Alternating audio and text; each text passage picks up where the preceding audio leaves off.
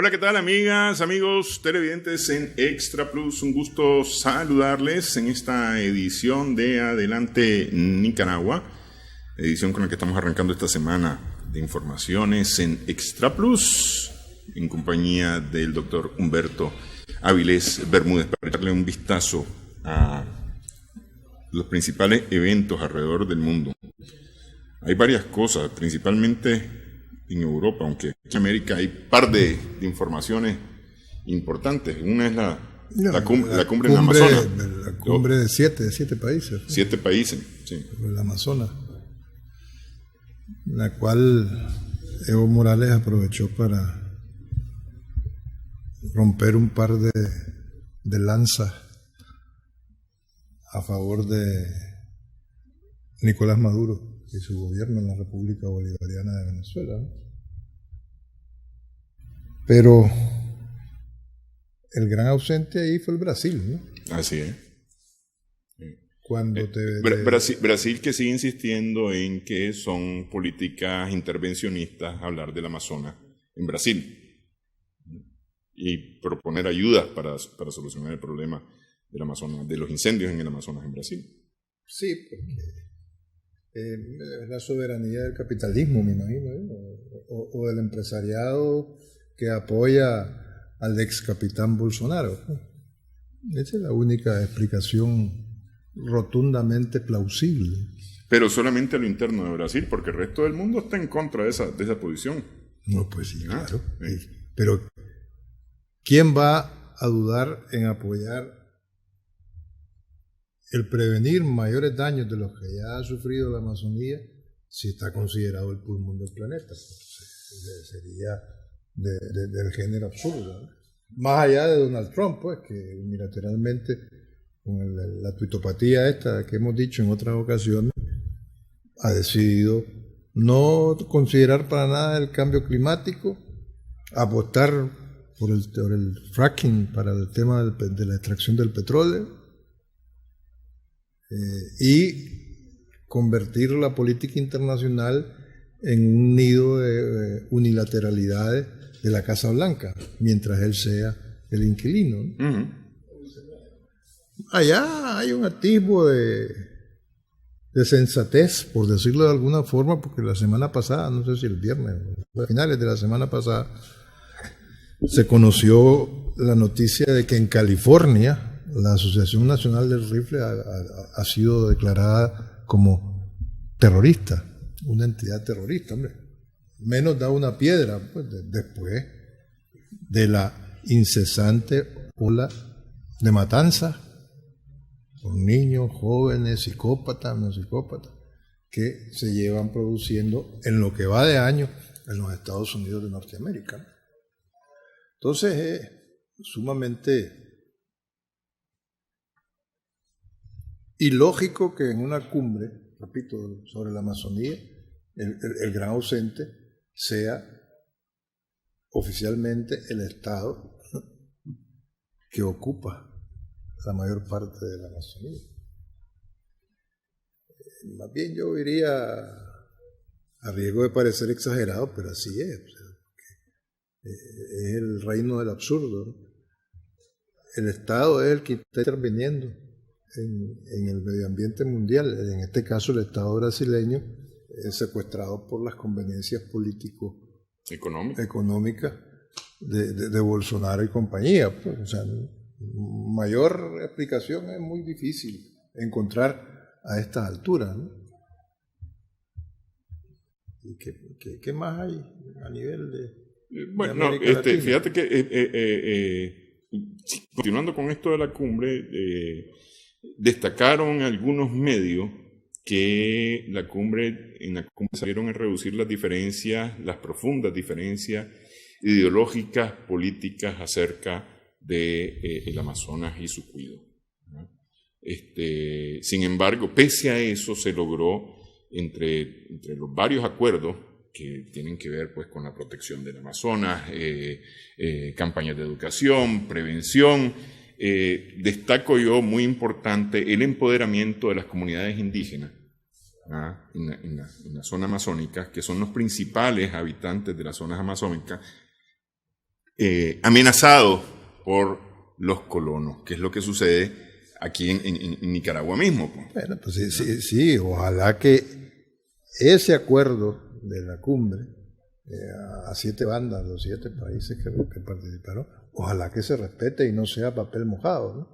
Para que esa vocación convicta, confesa y reiteradas veces declarada por los indígenas de conservar el medio ambiente de sus territorios. A la mamapacha, dice. A la Pachamama. A la Pachamama, sí. A costa de la propia vida, ojalá que no es necesario que sigan muriendo, que ya han muerto miles de indígenas. Si no necesariamente producto de violencia deliberada, sí por falta de un adecuado ambiente de vida, ¿no? Que se traduce en afectaciones de orden sanitario, en la salud, en las posibilidades de desarrollarse como seres humanos en condiciones mínimamente dignas, ¿no? Entonces yo creo que por ahí van las cosas. Lo que sería importante es que buena parte de la comunidad internacional, imagínate, 7 países se reúnen y toman una serie de acuerdos, faltan 100 y pico.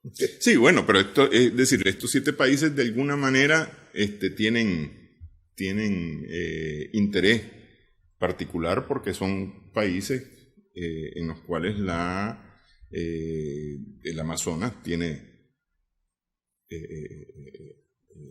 territorio, ¿no? ¿Ah?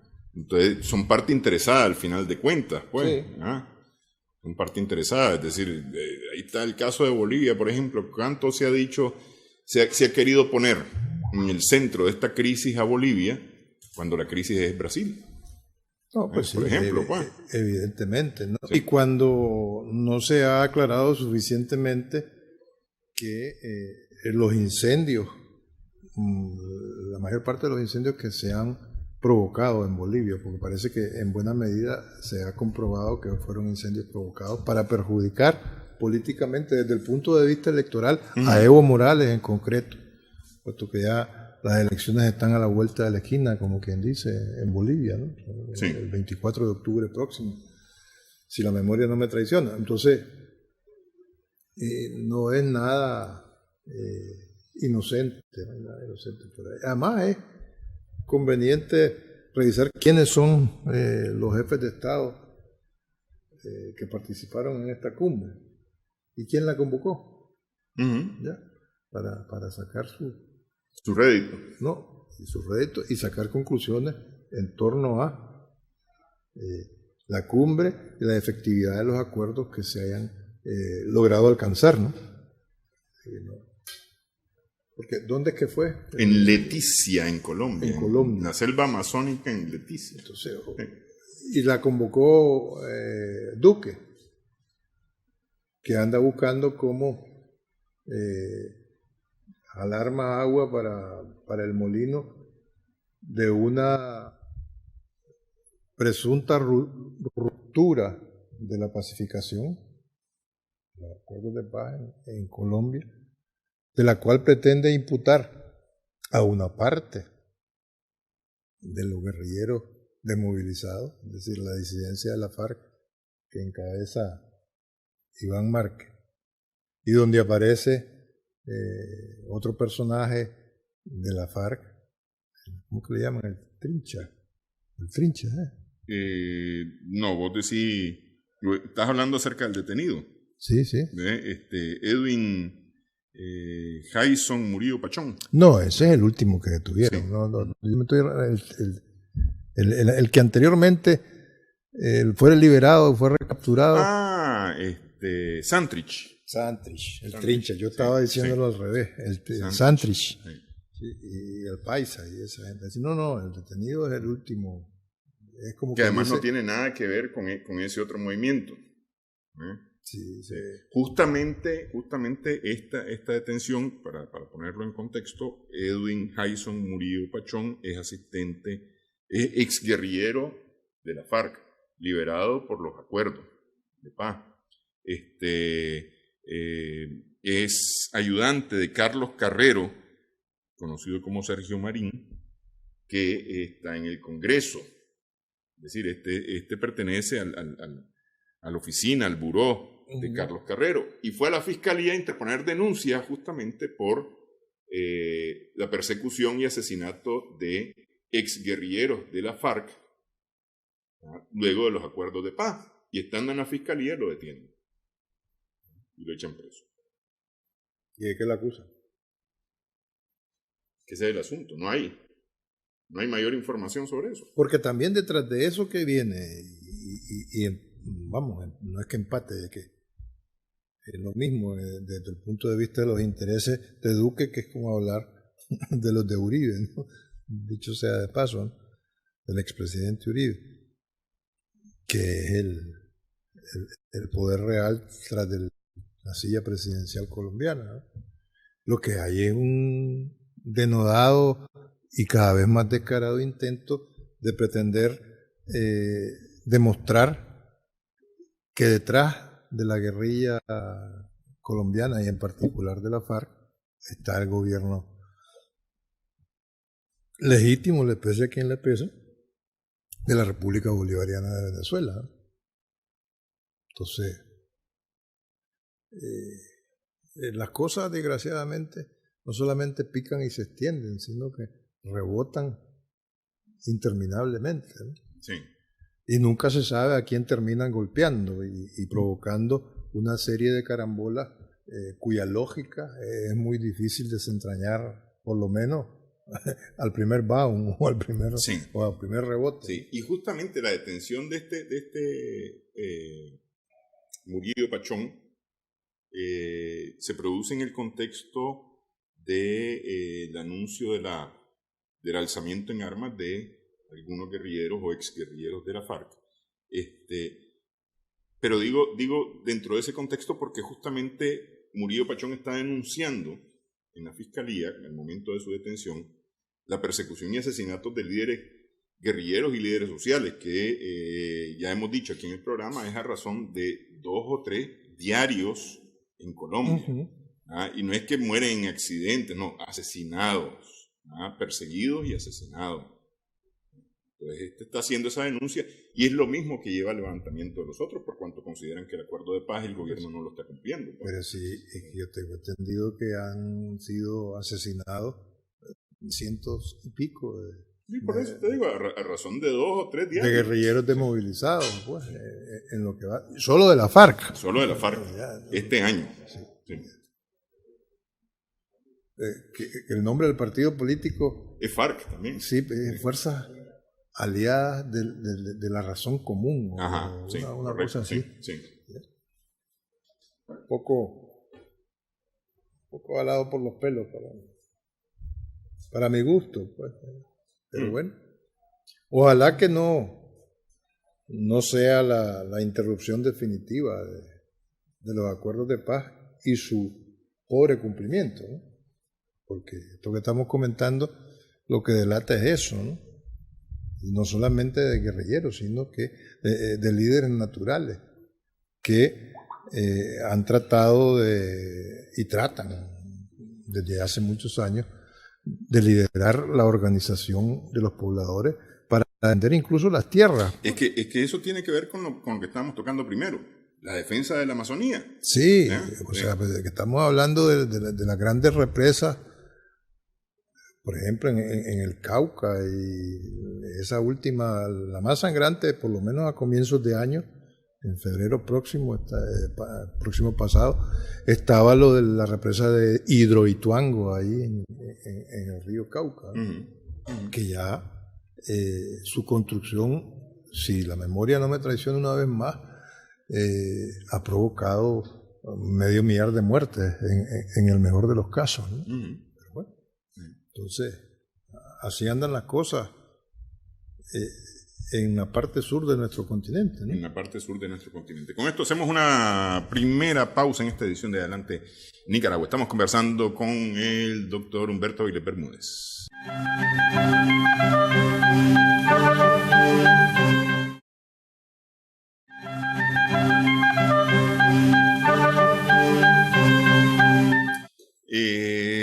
hablamos de Rusia en esta parte del programa. Tal vez empezamos con lo que ocurrió al inicio del fin del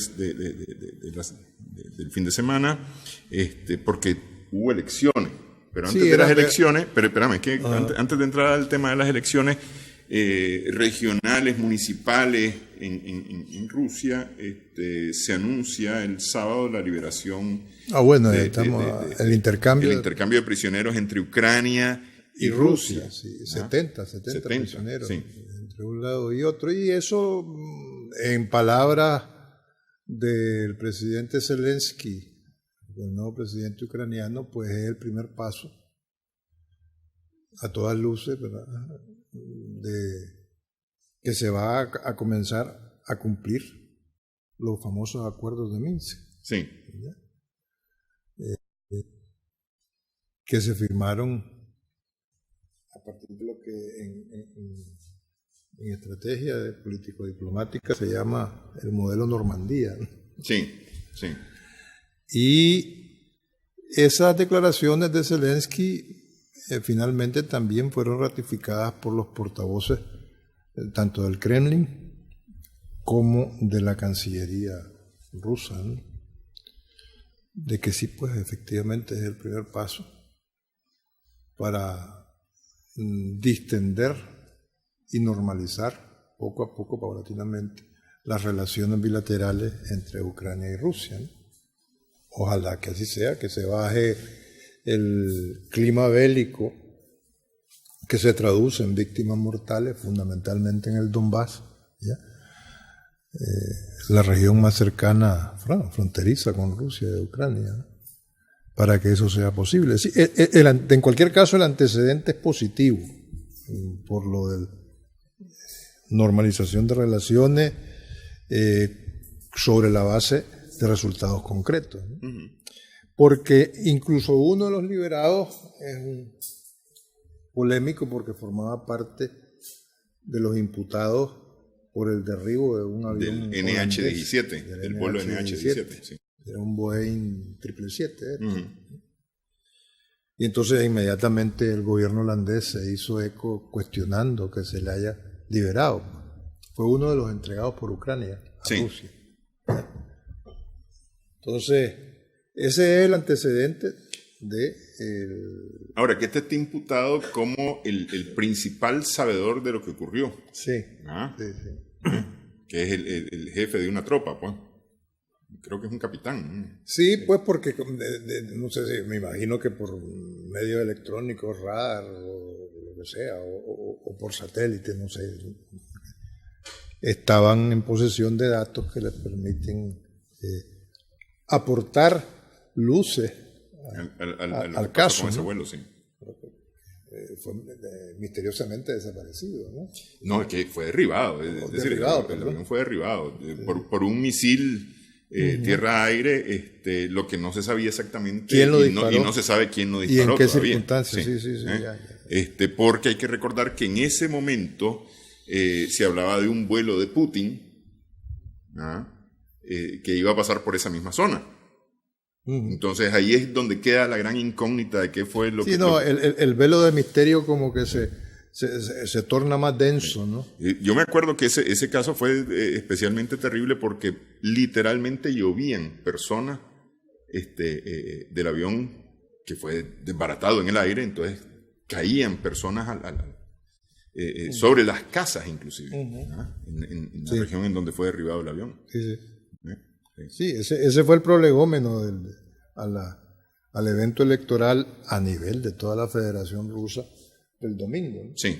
Que eran elecciones municipales. 85 regiones rusas estaban en elecciones, algunas para gobernador, otras para asambleas legislativas regionales, alcaldías. Así es, sí. Pero Rusia Unida, que es el partido oficial, oficialmente el partido de Vladimir Putin, mantiene el control de todos los poderes locales a nivel de la Federación Rusa, salvo, bueno, es cierto que en Moscú perdió algunos escaños en el Consejo, concejales, pues.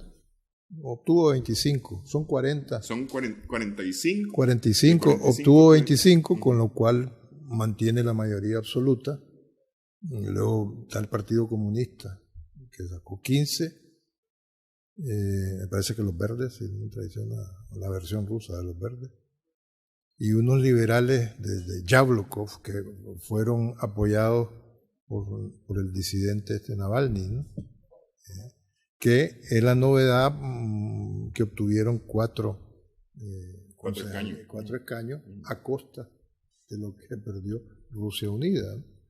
Pero salvo de ese nivel de detalle y de que entiendo que perdieron sustantivamente en Yabrokov se llama, una región, y en Irkutsk, no se pronuncia, ¿verdad? Por lo demás, todo bajo control. Sí, lo que más ha destacado a nivel de medios es Moscú, es decir, por la importancia que tiene, pues, la capital de la federación, donde incluso han reportado baja participación, sí. Una participación extremadamente baja si nos vamos a lo que dicen los medios. Y las causas para ese retroceso, ese leve retroceso a nivel de Moscú y de las 2 regiones que hemos mencionado, se tratan de explicar que eso se ha producido a pesar de el aumento de la edad de jubilación, que debería de ser un factor negativo. No, positivo a favor del gobierno, ¿no? Bueno. Ya. Pero eso son los intentos de explicación, ¿no?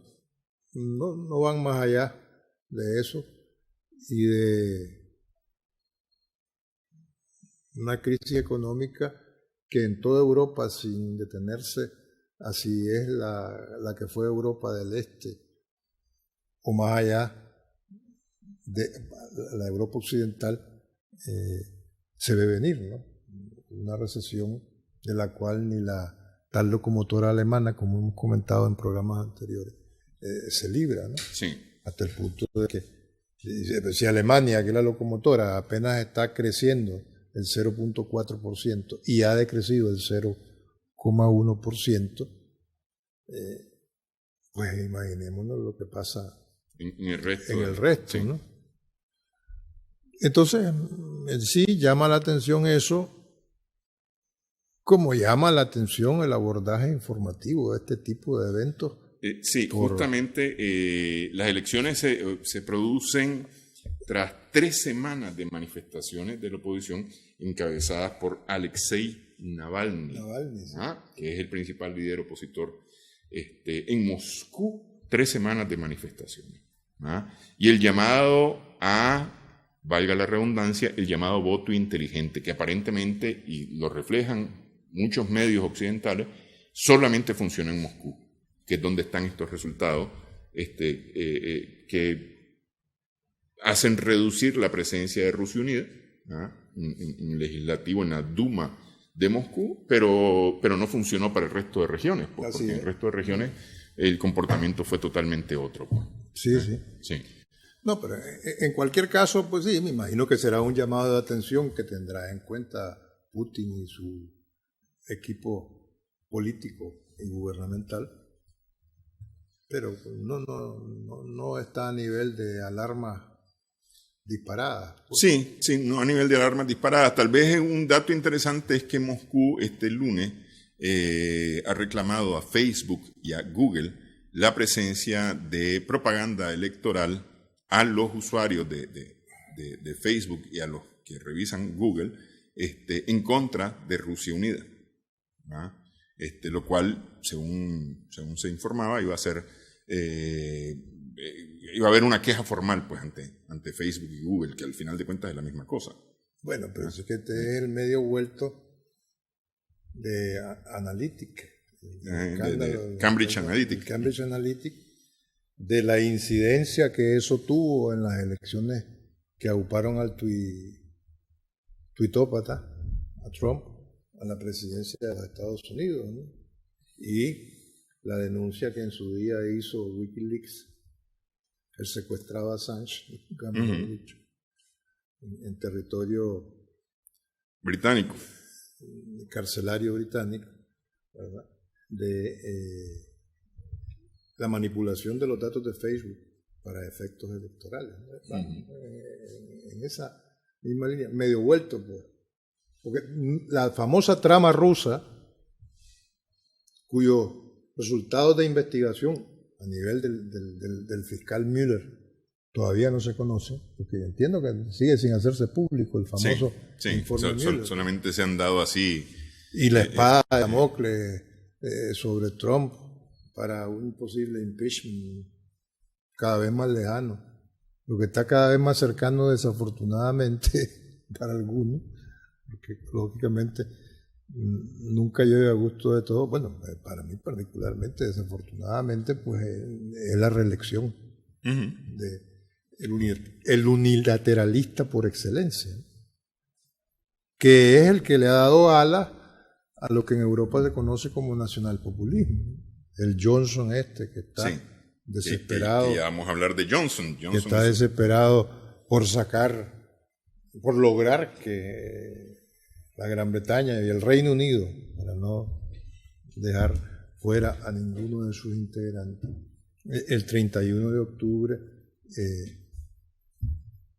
ineludiblemente queden fuera de la Unión Europea. Todo eso está por verse. Se estaba debatiendo precisamente hoy que a estas alturas deben faltar 3 horas para que sea la medianoche en el meridiano de Greenwich, ¿no? Por tanto, en el Reino Unido. No sé si ya terminó el larguísimo debate que había hoy en el Parlamento, en Westminster, en el Parlamento británico, donde después del debate, porque ya se había ratificado, eso es bueno que se había ratificado la ley que logró sacar adelante la oposición, atándole las manos a Johnson para las elecciones anticipadas. Lo que pasa es que Johnson, después del debate que se produjera hoy en el Parlamento, iba a someter a votación de nuevo la moción de anticipar las elecciones, proponiéndolas para el 15 de octubre. Yo no he tenido noticia de si ya terminó el debate, si ya.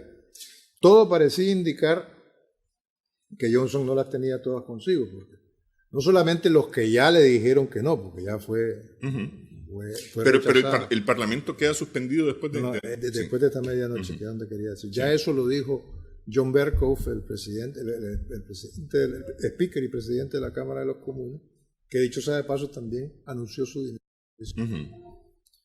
Si querés vamos a hacer una pausa para que nos metamos de lleno a este rollo. Solamente a propósito de Cambridge Analytica, entiendo que hay una película documental muy buena en Netflix, para los usuarios de Netflix, que explica todo lo de Cambridge Analytica. En todo caso habría que buscarla por ahí, ¿no? Como Cambridge Analytica. No recuerdo ahorita cuál es el nombre, se me escapa ahorita el nombre, pero varias gente me ha dicho que es muy buen documental, que explica muy bien todo lo ocurrido, porque tiene que ver con las elecciones en los Estados Unidos, es decir, cómo se han ocupado nuestros datos como usuarios de redes sociales para poder incidir en elecciones como la de los Estados Unidos, elecciones en Brasil, el mismo Brexit en Gran Bretaña, y en fin. Vamos, hacemos pausa y hablamos justamente sobre este tema en el Reino Unido y su futuro tras la pausa en Adelante Nicaragua.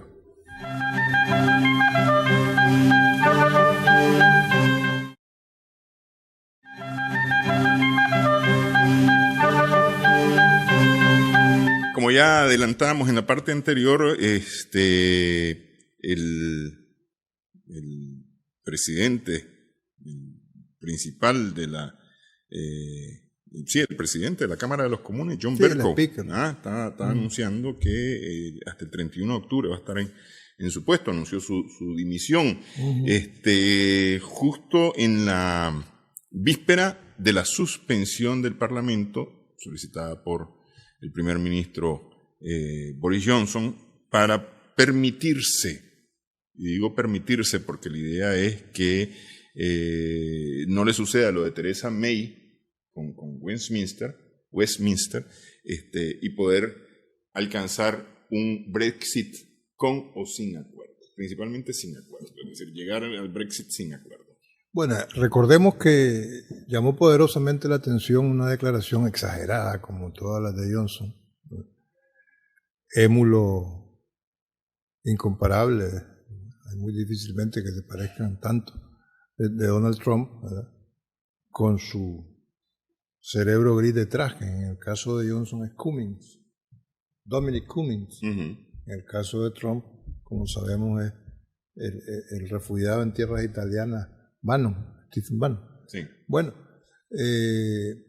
Johnson declaraba la semana pasada que él prefería, antes muerto en una cuneta, que pedir nuevamente prórroga a Bruselas, en tanto que capital de la Unión Europea. Y el día de hoy, en ese debate que comentábamos en el Parlamento británico, él afrontaba la muy probable segunda derrota en materia de conseguir que se adelanten las elecciones para el 15 de octubre, que es la fecha que le estaba proponiendo. Imagínense que además el Parlamento se cierra a partir de hoy y vuelve a abrirse el 14 de octubre. Sí. ¿Ya? Y él pretende, no sabemos qué es lo que ha pasado, comentábamos también, mocionar que se den unas elecciones anticipadas para el día siguiente de que se reanude el trabajo parlamentario. ¿Ya?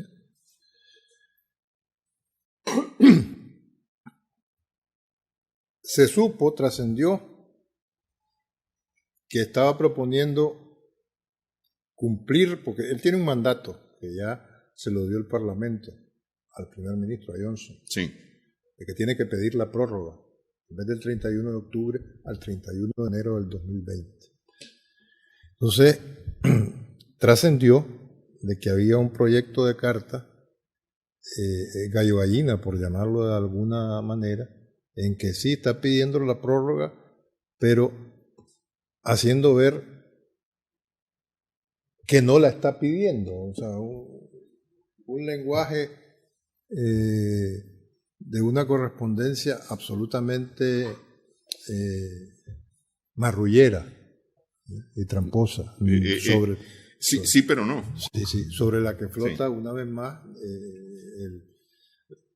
la intelectualidad de este Cummings que mencionábamos antes, que es el autor intelectual de la campaña Dejemos Europa y el Brexit sí, ¿no?, el principal brexitero, por decirlo rápida y suciamente. ¿Qué es lo que puede ocurrir en este periodo de vacancia legislativa que ha forzado Johnson marrulleramente, aprovechando que la reina Isabel difícilmente podía decirle que no a la moción de suspensión del Parlamento? Porque lo normal es que el Parlamento cierre, pero no tanto tiempo, 10 días. Esta vez son 5 semanas. En este caso le ha prolongado el cierre para quitarle margen táctico a la oposición. Porque ¿cuál es la correlación de fuerzas hoy mismo? Y por eso se decía, para centrar el tema, de que muy probablemente, aunque mocione de nuevo elecciones anticipadas, va a haber una derrota. La oposición, entonces los laboristas, los verdes, los independentistas escoceses y 21 disidentes del Partido Conservador, dentro de los cuales no es que esté Charbasca, por así decirlo, no, está el hermano de Johnson, que era ministro y que renunció la semana pasada, Joe Johnson, la ministra del Trabajo, Amber Rudd, que dimitió el sábado pasado, precisamente por la política con respecto al Brexit a como dé lugar de Boris Johnson, un nieto de Winston Churchill, hombre con más de 30 años de experiencia política y de servicio público en la tan cacareada democracia británica, ¿no? Todo el mundo se llena la boca con que es la democracia más antigua del mundo, ¿no? Tanta antigüedad para llegar a un sainete de cuarta como el que estamos, por llamarlo de alguna forma, como el que estamos asistiendo. Y él ahora y no se sabe qué va a pasar. Y ayer en Irlanda, que llegó a visitar a Dublín al primer ministro irlandés, a Baldarach, dijo que a él no le perturbaba lo que pudiera pasar hoy en Westminster, a pesar de que el primer ministro Baragdar de Ulster le advirtió una vez más, le hizo ver que el Brexit, no se lo dijo así literalmente, va a provocar, se lo digo muy diplomáticamente, afectaciones insospechadas. En el mejor de los casos. Con el temor de romper los acuerdos del Viernes Santo. Sí, ¿no? Y que va a afectar a todo el mundo. Y que va a significar volver a empezar de cero, en el mejor de los casos. ¿Ya? Bueno, de manera particular, si es sin acuerdo, ¿no?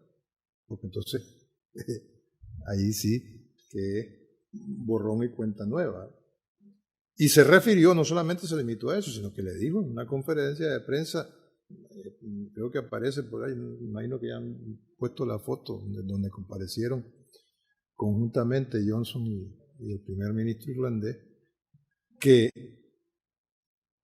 el acuerdo al que llegó Theresa May con los 27, el resto de los socios de la Unión Europea, era el mejor acuerdo posible. Y no solamente Leo Varadkar, primer ministro irlandés, le ha reiterado la advertencia en ese sentido a Johnson, sino que Emmanuel Macron, el presidente francés, le ha dicho muy claramente que no hay más prórroga. Ha sido más tajante. Entonces, ¿qué es lo que puede ocurrir? Johnson está apostando hoy por hoy, sin que sepamos con exactitud si nuevamente le rechazaron la propuesta de elecciones anticipadas, que si de aquí al 17 de octubre no hay, porque él sigue diciendo y llenándose la boca que está negociando, pero ya ha trascendido que no hay tal negociación, que lo único que hay son conversaciones que ha mandado a un par de emisarios más bien a sondear Johnson a Bruselas, pero no hay nada en la concreta, ¿no? Entonces, que si de aquí al 17, ¿y por qué el 17? El 17 está convocada una cumbre de la Unión Europea que tiene que decidir sobre la prórroga. ¿Ya? La prórroga que ya dijo Macron, y hoy que no hay prórroga, pero que además Johnson, y lo decíamos antes, está obligado por mandato del Parlamento británico a solicitarla. El cómo lo va a hacer, por eso es que el día de hoy es crucial con ese debate y con lo que pueda hacer Johnson, ¿no? Pero si de aquí al 17, porque podría, con independencia de que el Parlamento esté cerrado y no esté sesionando, podría ser que consiguiera alguna concesión, si es que las conversaciones lograran subir de nivel y convertirse en negociaciones, que le hicieran algunas concesiones. Pero todo está claro, la ley, el mandato legislativo del Parlamento británico sobre el Ejecutivo está clarísimo. Lo que tiene que hacer es solicitar una prórroga al 31 de enero del 2020. Es decir, está complicado el asunto. Estaba revisando, estaba buscando, y la noticia más cercana, digo en tiempo, ¿no? A las 9:57 de la noche, hora de Londres, es decir, hace unos minutos apenas, y prácticamente solamente repiten lo de Bercow,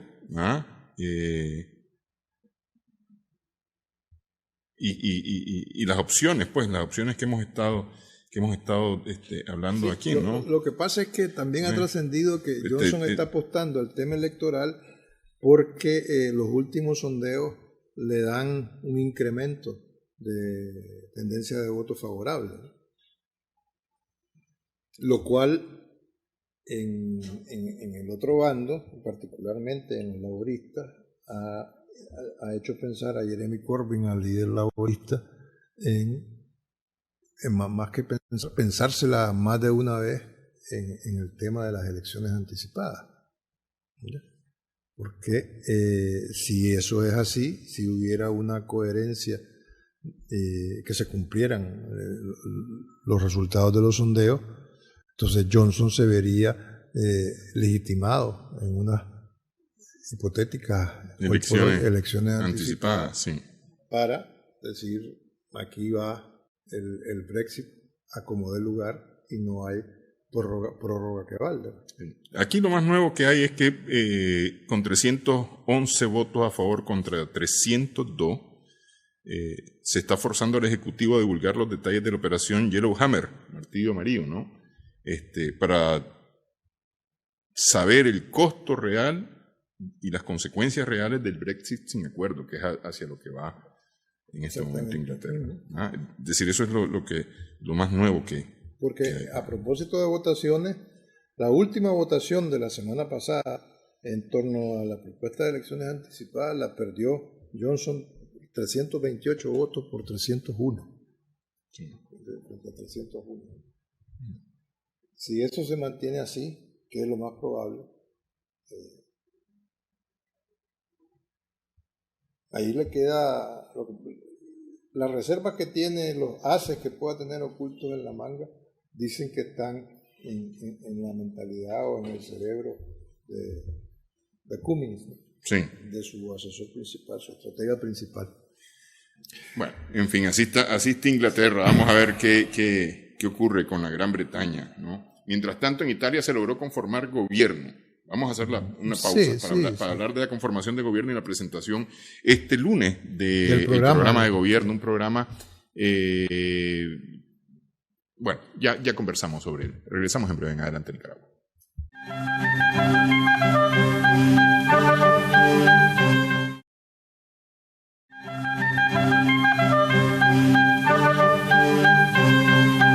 Seguimos en Adelante Nicaragua en Extra Plus. Giuseppe Conte, del Movimiento 5 Estrellas, es el primer ministro que este lunes iba a presentar ante el legislativo italiano al nuevo gobierno y las propuestas del nuevo gobierno, un gobierno de coalición, especialmente con el Partido Democrático, el Socialdemócrata Partido Democrático, el Movimiento 5 Estrellas y el Partido Democrático. Lo que en algunos medios hablan de un gobierno de centroizquierda. Sí, y también conocido como el gobierno Conte-bis, porque ahora Giuseppe Conte inicia su segunda etapa al frente del gobierno italiano, que lo ha hecho por encargo del presidente de la República, de Sergio Mattarella, ¿no? Y a despecho de Matteo Salvini, que políticamente es el gran derrotado. Perdió todo prácticamente hasta ahora. El líder de la Liga Norte. Esta mañana, la mañana italiana, ¿verdad?, con la respectiva diferencia horaria, mientras Conte en el Palacio del Legislativo, el Montecitorio, lo que se llama, el sitio, mientras presentaba su programa de gobierno de centro izquierda, como bien apuntaba Néstor, miles de extremistas de derecha, entiéndase de la Liga Norte, Hermanos de Italia, y de una fuerza política con un nombre que llama la atención, se llama Casa Pound, que está más allá, como suelo decir yo, para referirme al extremo de la extrema derecha, más a la extrema derecha que el Ku Klux Klan, ¿no? Protestaban frente al Parlamento, ¿no?, en contra de la constitución del nuevo gobierno, al que lógicamente consideran como una aberración de la naturaleza. Entre otras cosas porque, como sabemos, Giuseppe Conte fue propuesto, en tanto que independiente, era un profesor de Derecho Civil únicamente, que era un gran desconocido hasta hace un año y días, cuando fue propuesto por el Movimiento 5 Estrellas, para encabezar el gobierno de coalición del 5 Estrellas y de la Liga, que habían sido hace un año los grandes triunfadores en las elecciones, a costa del derrotado Partido Democrático, con el cual, dicho sea de paso, el Movimiento 5 Estrellas no es que no cortara flores, sino que se decían barbaridades, sí. Estaban políticamente enfrascados. Justamente esa es una de las cosas que dijo Conte ante el legislativo hoy, el cambio de lenguaje. Totalmente. Sí, estaban enfrascados en una lucha a muerte, no se podían ni ver, hasta el punto de que le costó al nuevo secretario general del Partido Democrático, a Nicola Zanetti, porque el líder es Matteo Renzi, como se sabe, el gran derrotado con el referéndum sobre la reforma constitucional en su día, ya hace un par de años, no quería saber nada de eso, y fue cambiando de posición en la medida que no, sin duda alguna, con la mediación y la intervención de Conte, el Movimiento 5 Estrellas, en la persona de su líder político más visible, no su fundador, que es Beppe Grillo, ¿no?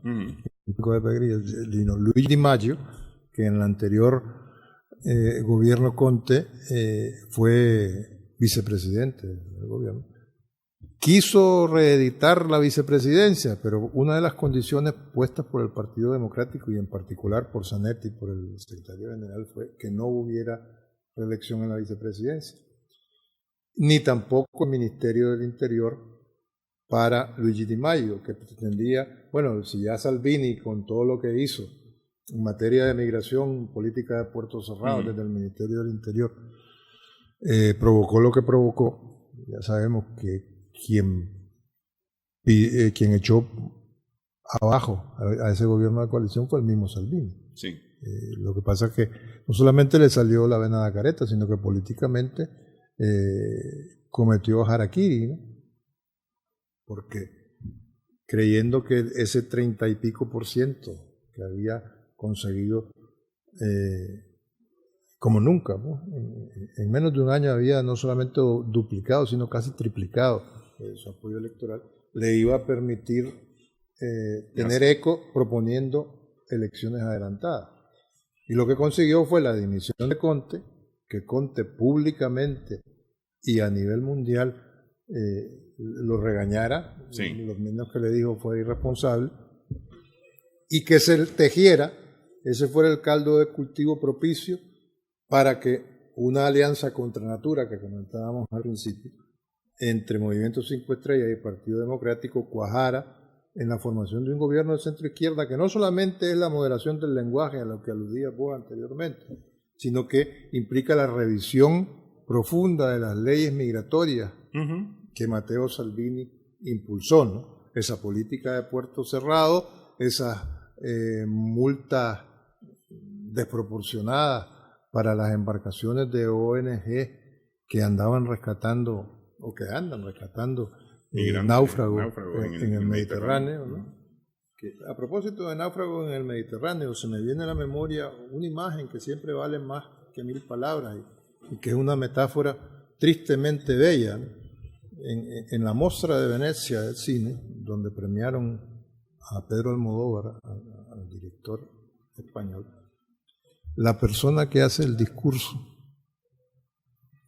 termina el discurso a propósito del Mediterráneo, de la política de puerto cerrado, de los miles de muertos que se han dado en el Mediterráneo en los últimos tiempos, diciendo, es una mujer, nuestros bikinis están mojados en un mar de muertos, que viene a ser la imagen que evoca lo que significó la política de puertos cerrados, ¿no? Ya vimos lo que pasó con el Open Arms, brazos abiertos, y lo que pasó con el último barco. Se me escapa ahorita. Los 100 y pico de migrantes fueron distribuidos entre 6 países. Bueno, no solamente se van a revisar esas leyes migratorias, se va a abordar la reducción de la cantidad de parlamentarios en 350. Si hay 900... ¿Hay una reforma al sistema electoral? Se va a reformar el sistema electoral. Se va a preparar, dizque con urgencia, porque así lo demandan los tiempos, un presupuesto para el año próximo, que hay que someterlo además a la Unión Europea. Ya se propuso, fue una de las principales, de los primeros resultados de la coalición 5 estrellas Partido Democrático. Ya Italia propuso un comisario europeo en la persona de Gentiloni, un ex primer ministro. Sí, porque la idea del nuevo gobierno es tener más preponderancia en la Unión Europea. Un comisario que en tanto que propuesto por uno de los socios más ricos de la Unión Europea, va a ser vicepresidente de la comisión que va a presidir la von der Leyen a partir del 1 de noviembre, ¿no? Y me parece que no he escuchado yo mencionarlo menos en el programa del gobierno. Había una polémica en torno a la construcción de un tren de alta velocidad. Pero ¿sabes qué estamos dejando por fuera? La reducción de impuestos. Bueno, no. Sí. Y por supuesto también la reducción de impuestos, porque Salvini pretendió en su día disparar el IVA. Sí. Entonces esto están planteando una reducción de impuestos. Sí. En el menor de los casos van a reconsiderarlo. El tema del trabajo y empleo. Y el tratamiento especial a la administración pública de la capital italiana, de Roma, que es un desastre por lo visto, ¿no? Y que eso es crónico. Ahora, interesante, ese gobierno está compuesto en 1/3 por mujeres. Exactamente. Y no solamente por mujeres. Hay una emigrante de origen africano, una mujer negra, integrada al gobierno. Gabinete de Conte. Sí, al gabinete de Conte. Di Maio, el secretario general del queda como ministro de Asuntos Exteriores. Como ministro de Asuntos Exteriores. Sí. Lo que le da mucha capacidad al movimiento 5 estrellas. Pues. Y le da mucha cintura. Sí. Para moverse. Pero bueno, yo creo que hay que esperar un tiempo prudencial. Me imagino, no sé si los 100 días, porque lo de Italia es atípico. Sí. Si en 20 días Conte con Mattarella consiguieron conformar este nuevo gobierno por el que nadie daba un centavo. Así es. Hace exactamente los mismos 20 días. Sí. Pues, entonces, por eso digo, habrá que esperar un tiempo prudencial. Bueno, esas no son las cosas para España, no son los vientos que están soplando para España para la conformación de gobierno, por lo menos todavía. Vamos a ver qué sucede 20, 21 y 22 de septiembre.